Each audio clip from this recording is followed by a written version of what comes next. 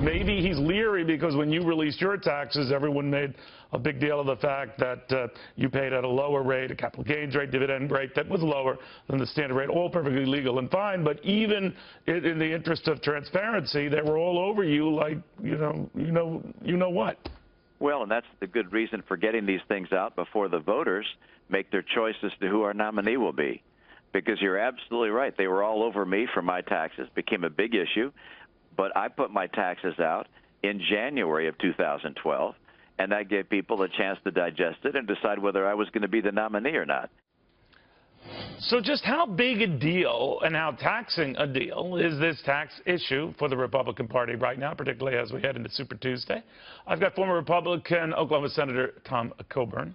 Senator, always good to have you. A lot to discuss today with you about politics and how the game is played and this back and forth. But first on this tax thing, you're big on transparency. You're big on being a straight shooter, honest when it comes to government waste, when it comes to just conducting yourself. Is it important that Donald Trump get these taxes out there right away? Well, it's important that they all do because it's part of what you're voting for. If you want to vote for integrity, then you compare what people have said to what they have. In terms of their tax return. So, I think it's a real simple question. Every one of the Republican candidates ought to put it out tonight before they go into the debate. They ought to put it out there. And if anybody that hadn't, then it's a pressure is on them to put it out. Do you think, though, that the media, though, will disproportionately look at the Republican returns, specifically Donald Trump's returns, and just drag it out? Well, the media disproportionately looks at everything, Neil, based on what sells and what's a good fight and what's controversial. But that shouldn't limit our transparency, and it shouldn't limit the integrity of all the candidates of putting it out there. I heard them all interviewed today. Sure, no problem. Why haven't they already released them? They should have already released them, and if they really want Donald Trump, if all the other candidates had released them, he'd be in a real tough place to not release his. All right, they argue it takes time, but you raise a very good point. Let me ask you about something. You were sort of caught broadside on a quote that was attributed to you about your former colleague Ted Cruz, that he was a liar, or one of the most dishonest people, according to a Donald Trump tweet. When in fact you had never said it. It was a website that had pushed this quote. But it just entered the media arena and became attached to you. Explain what happened. How did that happen?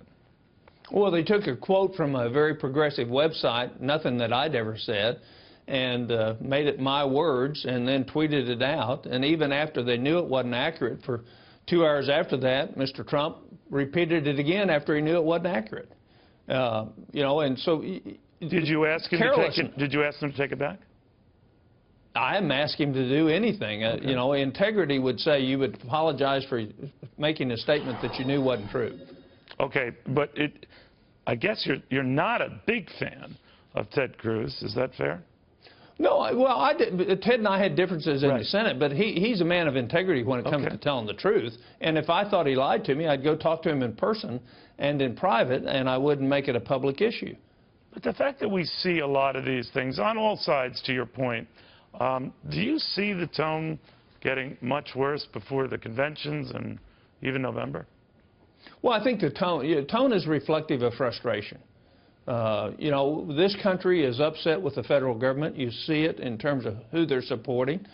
They've had it in terms of government agencies taking away their freedoms. They're disgusted with what continually goes on in Washington, no matter who's in control. They're disgusted with the Supreme Court making decisions that take our freedom in the states away. And so what you're seeing is a reaction to that. Here's a non-politician that is speaking very bluntly, and people are saying, well, finally somebody's saying something.